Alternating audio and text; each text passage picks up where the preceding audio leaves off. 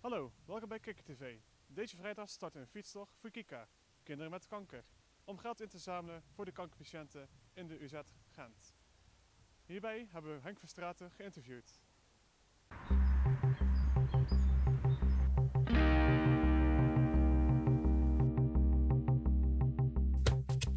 Wat houdt de fietstocht precies in? We fietsen naar Gent, naar de UZ in Gent, waar de kinderen voor kanker behandeld worden. En we proberen door sponsorgeld bijeen te krijgen, proberen we 2 tablets te geven daar zo. En hoe kwam u op het idee om deze fietstocht te organiseren? Omdat mijn zoon is vorig jaar behandeld voor leukemie, dat gaat nu de goede kant op. Maar we hebben ook gezien dat er andere kinderen daar zo, die worden geholpen en ja, er wordt zoveel mogelijk gedaan om de strijd een beetje houdbaar te maken voor de kinderen. En ik wil daar ook iets mijn steentje aan bijdragen eigenlijk, om het een beetje comfortabeler te maken voor de kinderen tijdens de behandeling. Wie kan er meedoen aan de fietstocht? Nou, iedereen die dat wilt. Ja, we hebben nu 15 deelnemers en er komen misschien nog 4 bij. Dus dan hebben we een behoorlijk groepje. En het zijn deelnemers van alle leeftijden? Ja, het is van 14 tot 50 jaar doe mee, dus dat kan allemaal. En u doet zelf ook mee? Ja, zeker. En mijn dochter doet mee en mijn buurman. En zo doet iedereen een beetje mee, kennissen en vrienden. En zo meldt iedereen zich een beetje aan, dus dat loopt goed. Hoe gaat het met de sponsoring? De sponsoring gaat goed. We hebben nu de eerste tablet hadden we al binnen door een onbekende mevrouw die aan de deur stond met een servetje. En er zat een kleinigheid in en ik deed het later open toen de mevrouw weg was en bleek er €200 in te zitten. Dus de eerste tablet was eigenlijk al binnen door dat sponsorgeld en door inschrijfgeld. En dan gisteren kwam Jodi, zorgboerderij Jodi kwam aan de deur om te zeggen dat zij de tweede tablet gaan sponsoren. Dus die zijn eigenlijk al binnen. Het geld doordat er nog meer binnenkomt, dan gaan we spelletjes verkopen voor de kinderen. Dus dat komt allemaal goed. Nu vrijdag, de 29e maart, begint Henk Verstraeten zijn fietstocht. Iedereen die hem wil sponsoren of hem uit wil zwaaien, is welkom om 1:15 in de Nieuwstraat. En nu gaan we een kijkje nemen bij de start van de fietstocht voor Kika.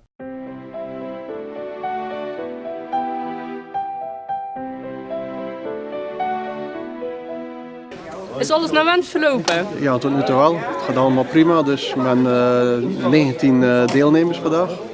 En er is een meisje meegekomen uit Oosburg, Anne. Die is 10 jaar en die is 2 jaar geleden behandeld tegen kanker. Dus. En die fietst ook mee. Dus dat vind ik wel heel knap. Oké. Ja. En hoe is de sfeer in de groep? Ja, heel goed. Iedereen heeft er zin in. Het is goed weer. En er zit niet veel wind. Het is echt een beetje fris, maar ja, we zien het allemaal wel zitten. We gaan ervoor dus. Oké. Ja. Ja, die is jarig vandaag. Heeft hij ze allemaal hier verdiend? Waarom fiets je mee naar Gent? Sowieso voor de kankerpatiëntjes en ja, omdat ik het leuk vind. En waarom vind je het leuk om mee te doen? Ik ben buiten en het is gezond. En denk je dat je het volhoudt helemaal tot Ik knokken? denk het wel. Moet wel lukken. Heb je getraind? Nee. Nee, je gaat het gewoon zomaar doen? Ja. Oké.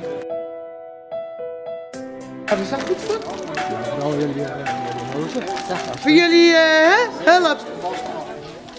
Dat jullie me verdiend hoor. Ben je er klaar voor? Ja hoor, helemaal. Heb je getraind? Nee, dat niet. Je hebt er wel een speciale fiets voor meegenomen, Ja, zie je? ik heb een tandem meegenomen. En is dat om een speciale reden? Ja, de voorste trapt en ik kan hem uitrusten onderweg. Oké. En waarom doe je mee? Ja, voor Kika. We hebben geld ingezameld en daarna ging ik fietsen. En ging het goed om geld in te zamelen? Ja, heel erg. En je hebt sponsors uit de buurt? Of, Vrienden, kennissen, ja hoor. Van Facebook. Ja, dat vroeg mij eigenlijk ook af, maar... Dankjewel hè. En succes. Jij bent net genezen van kanker. Vind je het goed dat deze actie wordt gehouden? Ja, ik vind het heel goed. En waarom vind je het goed? Er wordt geld opgehaald gewoon voor iemand die kanker heeft gehad.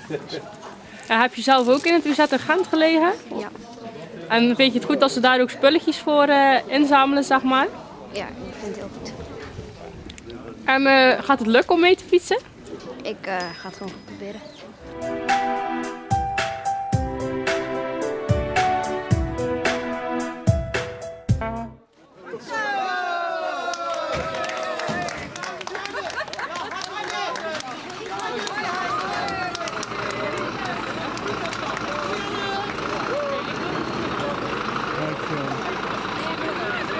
Ja, wacht even.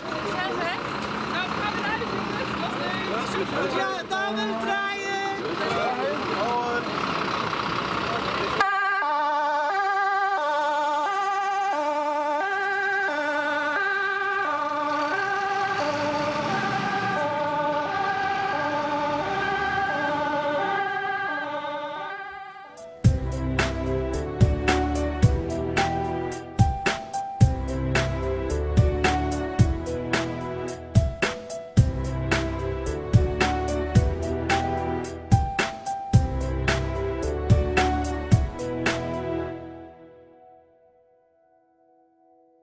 Ook in Oostburg is er veel gelegenheid om te fitnessen.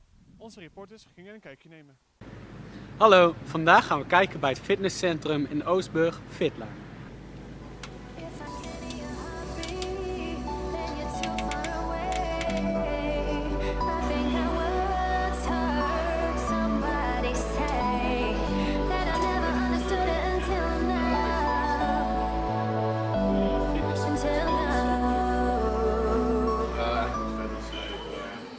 Hoe vind je het hier zo? Leuk. Ik ben dus nu een half jaar en ik heb het eigenlijk naar mijn zin nog steeds. Ja. En wat doe je hier zo op? Ja, gewoon echt trainen, alles eigenlijk, elke spiergroep, elke spier van mijn lichaam eigenlijk. Ja. Ja. En krijg je begeleiding hier? Of, Ik zelf krijg geen begeleiding, ik zit daar op een forum en daarop stel ik vragen van wat kan ik het beste doen om een bepaalde spiergroep te trainen. Ja. Maar het is wel mogelijk dat je hier een coach neemt en bepaal je een bepaald bedrag extra voor in. En dan coacht hij en dan maakt hij een rooster voor je en eet voeding ook en dergelijke. En volg je zelf ook een schema dan? Een fitnessschema heb ik wel, ja. Ja.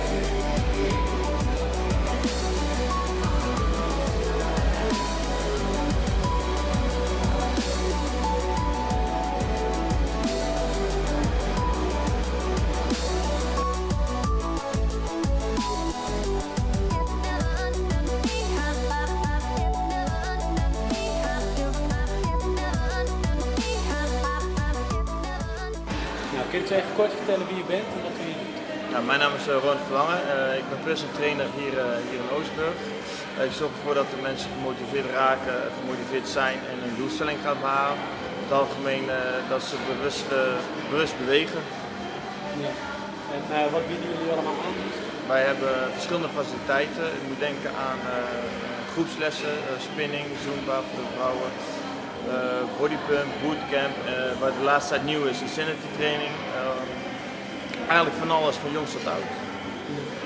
En komen er nou veel mensen hier zo op weekbasis? Sorry? Komen hier veel mensen in de week? Ja. Een paar tussen de 1000 en 1200 mensen die de week hier langskomen. Sommigen komen 3 keer per dag, sommigen 3 keer per week. Sommigen wat meer. En jullie bieden ook begeleiding dan? Ja, we hebben het personal coach resultaatsysteem in het leven geroepen. Dat houdt in dat de mensen een personal coach krijgen toegewezen, die persoonlijk verantwoordelijk is voor hun welzijn. Die zorgen ervoor dat ze gemotiveerd zijn en gemotiveerd blijven en natuurlijk een doelstelling gaan behalen.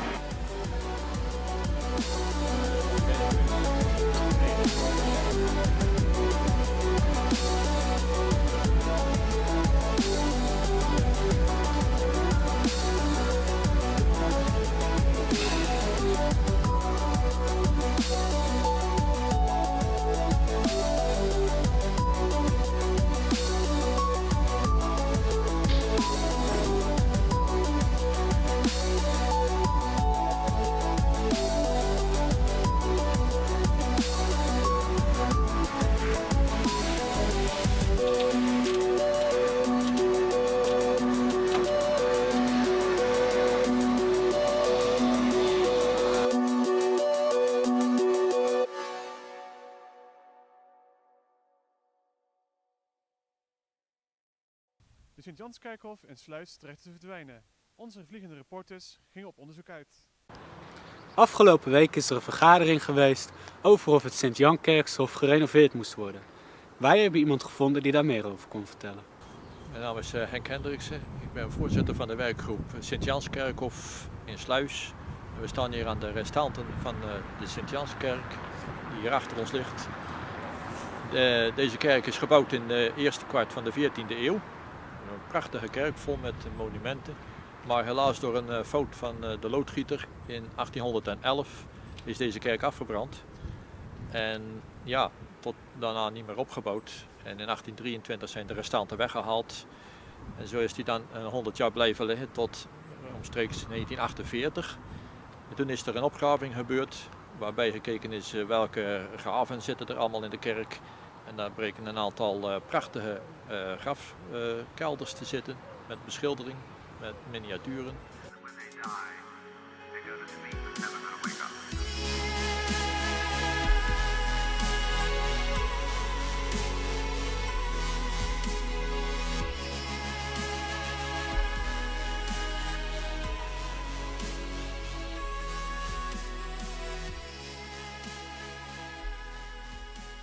Daarna is het terrein verdiept achtergelaten, zoals je achter me ziet. En daar zijn ook grafstenen die daar, van mensen die daar natuurlijk begraven liggen, zijn weer teruggelegd. Rondom zijn de muurtjes opgemetseld en rond de contouren van de kerk. Nu zijn we inmiddels 60 jaar verder en zoals te zien is, zijn die muurtjes ingestort.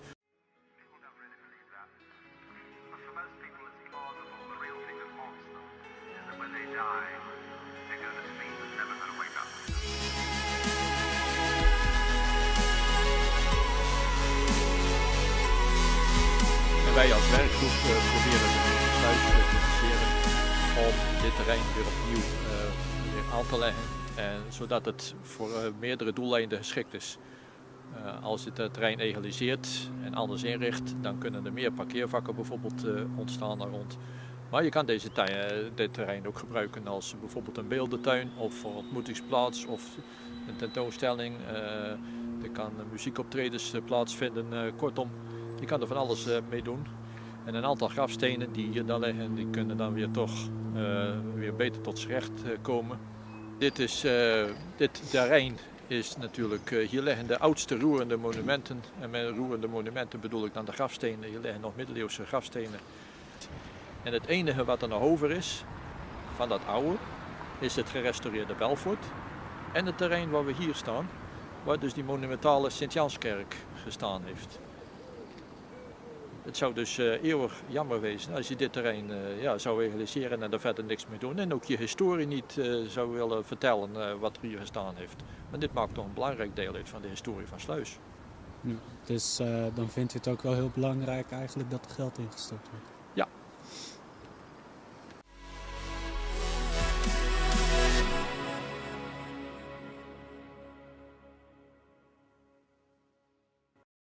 Op 21 maart liepen groep 7 en 8 van de Sint-Bavo in Oostberg een rondje van 6 kilometer met 6 liter water op hun rug. Om geld in te zamelen voor kinderen in Afghanistan, die dit iedere dag moeten doen. Onze reporters gingen een kijkje nemen.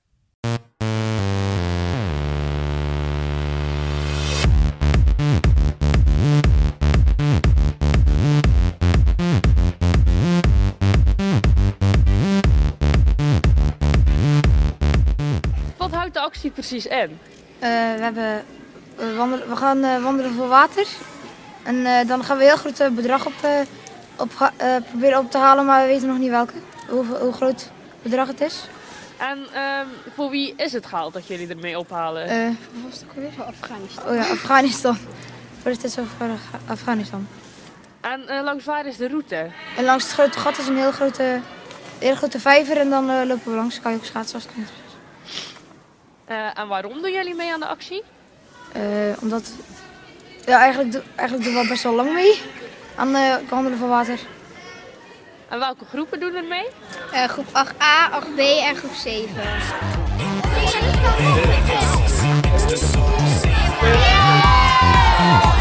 Lopen!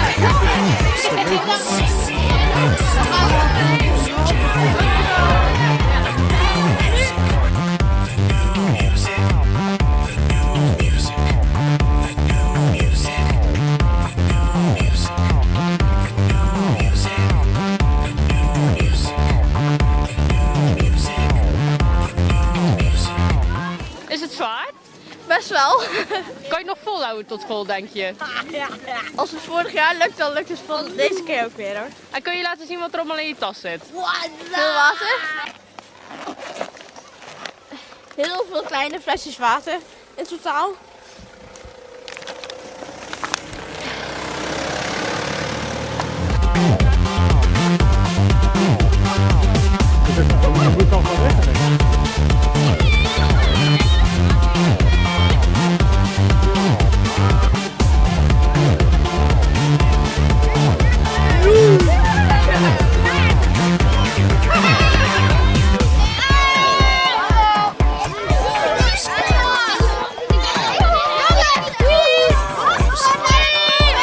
Hebben jullie het overleefd? Ja hoor.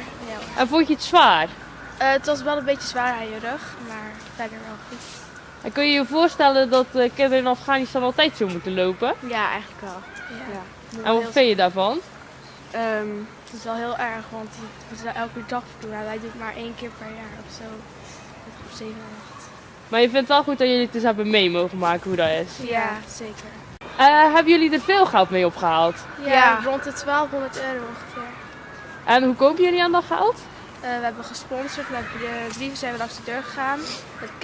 Bij kennissen, maar je mocht ook bij mensen uit de straat. En dan kon je vragen of ze je gingen sponsoren.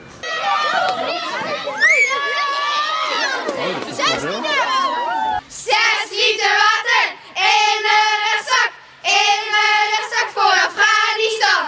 6 liter water in mijn rugzak, voor Afghanistan. 6 liter water in mijn rugzak, voor Afghanistan. 6 liter water in mijn rugzak, voor Afghanistan. Dit voorjaar organiseert Veilig Verkeer Nederland oversteeklessen aan 7 basisscholen in West-Zuid-Vlaanderen. Birdie en Tante Verkeersvee gingen op bezoek bij groep 1 en 2 op de Sint-Petrus de Wegwijzer in Schoondijken.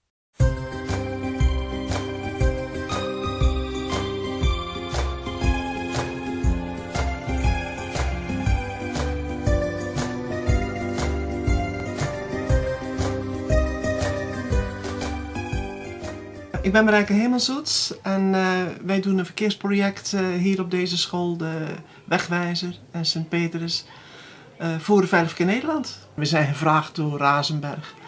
En Razenberg die is hier bezig met een constructie voor de N61. Het project heet Birdie, het verkeersvogeltje. Dus ik speel Tante Verkeersvee en mijn collega die is Birdie. Het doel is uiteraard het verminderen van verkeersslachtoffers. En daar moet je natuurlijk heel vroeg bij beginnen en dan begin je bij de bron, bij de groepen 1, 2 en 3. Met het makkelijkste begrip is dus oversteken. Eerst kijken en dan rustig oversteken. Recht oversteken. Dankjewel. Dankjewel. Bedankt voor je hulp. Allebei. Snoeprand staan. Kijk naar links en kijk naar rechts. En komt er dan geen auto aan, dan mag je gaan. En dan vragen we, komt er iets aan? Nee. Nee, dus we kijken naar links, we kijken naar rechts, we kijken weer naar links. Komt helemaal niks aan en dan mogen wij recht oversteken. Maar nou komen jullie verrollen. Jullie zijn de hulpjes van de dag, hè? Bas en Lucas. Gaan jullie Birdie helpen met de toverparaplu? Durven jullie dat? 1, 2, 3! Yes! Hey, jawel. Hij doet het! Hij doet het.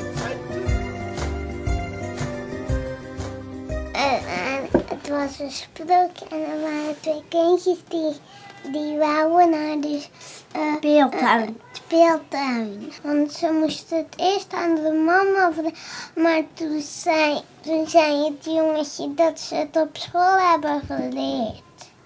Dat ze eerst naar links moeten kijken, dan naar rechts en dan naar links. Mag je een straat oversteken zonder te kijken? Ja of nee?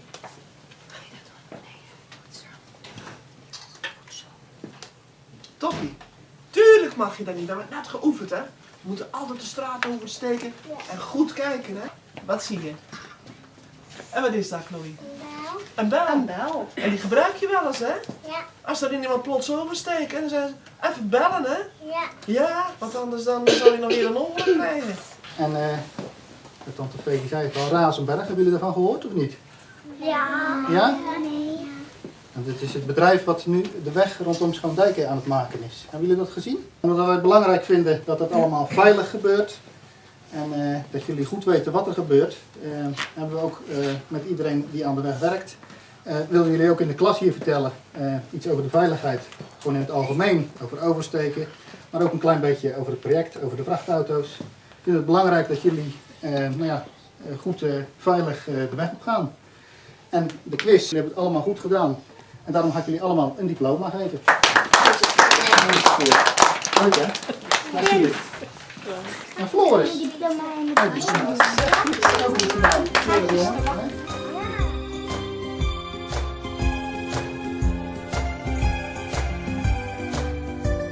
De kindjes die deden heel erg goed mee en ze waren stil. En ja, we vonden het gewoon een hele plezierige eerste start.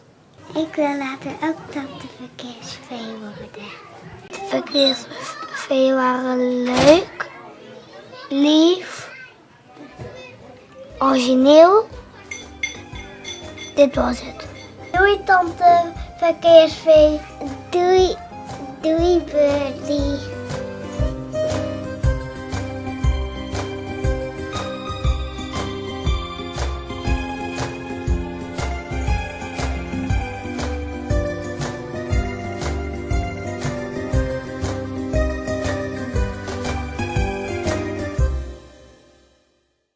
Afgelopen maandag was er een persconferentie voor de nieuwe visserijbelevingscentrum in Breskens. En wij waren uitgenodigd.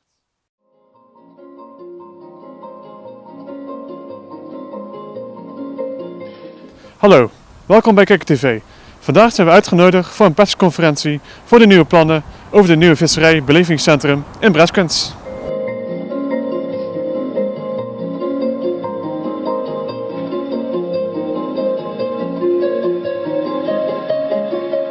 Waarom heb je voor deze firma gekozen? De winnaar van het concept is de BM-Net uit Terneuzen. We hebben eigenlijk een heel breed juryverslag gemaakt. Feitelijk, we vonden het belangrijk dat, in ieder geval, zij hebben eigenlijk gewonnen, omdat het ook niet alleen een leuk ontwerp was, maar ze ook technisch en bouwkundig heel sterk waren. En waar komt het geld vandaan? Uiteraard hebben we een groot bedrag nodig om zo'n groot centrum te kunnen bouwen. En we hebben dus feitelijk voor deze aanbouw hebben een bedrag gekregen van het ministerie van Visserij en Landbouw. En het totale bedrag natuurlijk wat we moeten genereren, dat wordt ook heel te voorzien door Europa.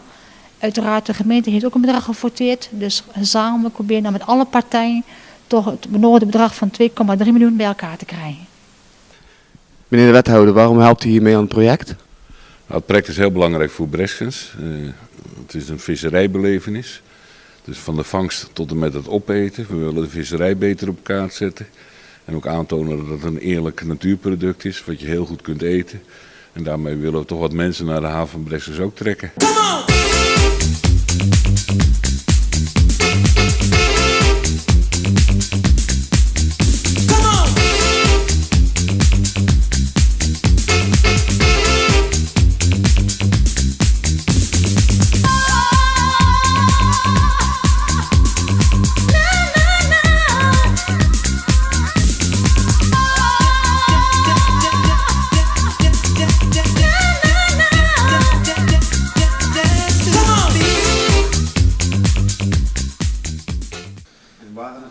Gemaakt om anders te zijn dan andere architectenbureaus?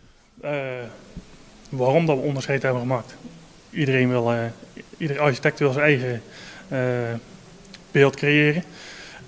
Daarnaast denk ik dat voor ons een groot voordeel is geweest dat wij van oorsprong geen architectenbureau zijn, maar een ingenieursbureau die in een latere fase de architectendiensten erbij heeft opgenomen.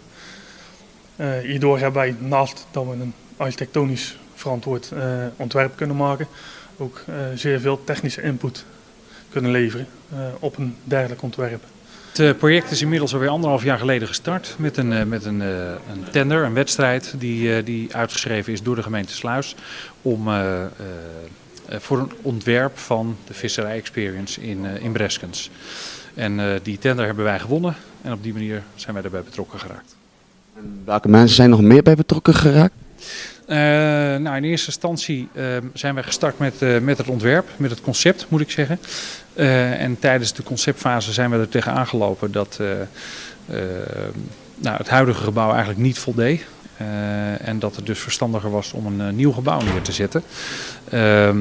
En op dat moment is er dus een nieuwe wedstrijd uitgeschreven, waardoor ook BMnet als winnaar van de tender, van die ontwerpwedstrijd, erbij betrokken is geraakt. Naast natuurlijk de mensen van de gemeente Sluis en de vismijn. Wat kan het betekenen voor Breskens? Ja, we zijn natuurlijk al heel lang bezig om Breskens op te waarderen, zoals het heet. We hebben het spuiplein gedaan, helemaal netjes opgeknapt. We hebben ook de looplijn aangelegd, maar de visserij is een heel bijzonder bestanddeel in Breskens. Een echte vissershaven. En we willen nu met deze visserijbelevenis laten zien, als je de vis vangt, wat er dan mee gebeurt voordat hij op je bord ligt. Dus we zeggen promotie van de vis, dat is een eerlijk product en een goed product. En daar willen we mee ook toeristen gaan trekken die dat hele proces kunnen zien gebeuren. Zodat iedereen weet hoe dat gaat met vis, dat die niet uit de supermarkt komt, maar die echt gevangen wordt en hoe die bereid wordt en zo. Dat willen we gewoon laten zien.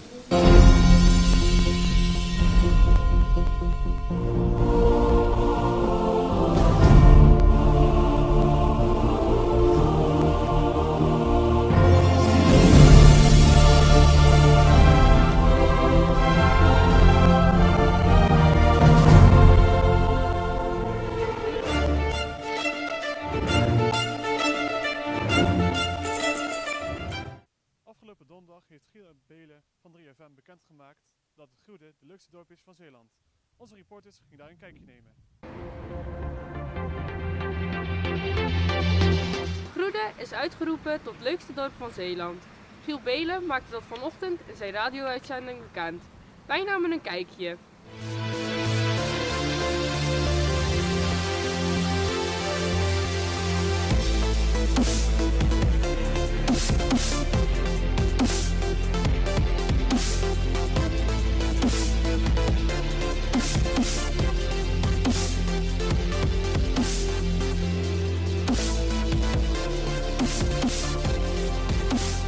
Hebben jullie nog acties op touw gezet om meer stemmen te krijgen? Ja, Facebook constant posten van een mooi programma, een poster gemaakt. Met, dat je moet stemmen en tot wanneer en dan constant delen naar iedereen toesturen. Naar bedrijven ook mailtjes gestuurd naar de gemeente, grote bedrijven om te laten stemmen. Dus. We hebben flyers gemaakt, die hebben we bij de verschillende horecagelegenheden en bedrijven opgehangen. En ook 2 grote posters aan de welkomstborden van het dorp gehangen. En hoe ging het er hier vanmorgen aan toe? Nou, het café heeft om 6:30 nog nooit zo vol gezeten, denk ik. We zaten hier met een mannetje of 30. En die cameraploeg was hier ook al vroeg. Die liepen door het dorp mensen te interviewen. En veel mensen waren nog niet wakker. Ze zaten bijna allemaal hier. En dat was leuk. Gratis koffie met paptaarten. En, geïnterviewd worden voor de radio.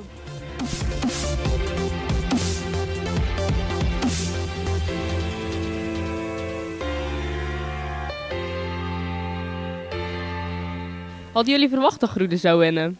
Ja, natuurlijk. Dat had ik al vanaf het begin verwacht. En waarom? Het is gewoon een geweldig dorp, hè. Als je kijkt naar het strand. Het is gewoon het mooiste strand van Nederland. En wat vind je de mooiste dingen in Groede? Ik vind de markt het mooist. De voetbal. Goede duintjes, het strand.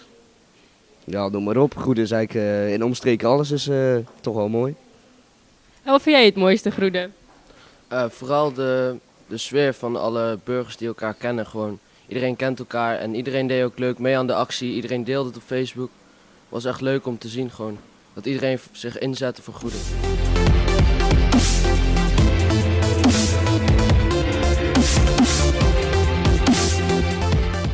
Had u verwacht dat Groede tot leukste dorp gekozen werd? Stiekem wel. We werden gisteren al op de hoogte gesteld. Omdat wij het een en ander moesten organiseren om de mensen hier te kunnen ontvangen. Daarnaast liepen we erg voor met de stemmen.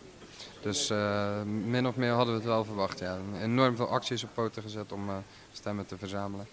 Dus we hadden wel een klein idee. En gaat u als eigenaar nog iets speciaals doen in Groede is gekozen? Nou, we zitten dit weekend met de paaskermis, dat is elk jaar zo. Dat wil zeggen dat wij de vrijdagavond 2 DJ's hebben staan. De zaterdagavond hebben we een band staan, een coverband. De zondagavond is er bij onze buren van het overleg is er iets te doen. En in de Grusse Duintjes, het strandcafé, is er ook nog iets te doen rond de kermis. Dus wij organiseren allemaal wat daaromheen. Nu door het winnen van die prijs zou het goed kunnen zijn dat we de donderdagavond, dus vanavond, al het een en ander van beweging kunnen zien in het café. En daaraan koppelen wij een aantal acties. Zo delen we overdag koffie met paptaarten uit. En vanavond is ons eigen gebrouwen bier voor €1 te verkrijgen.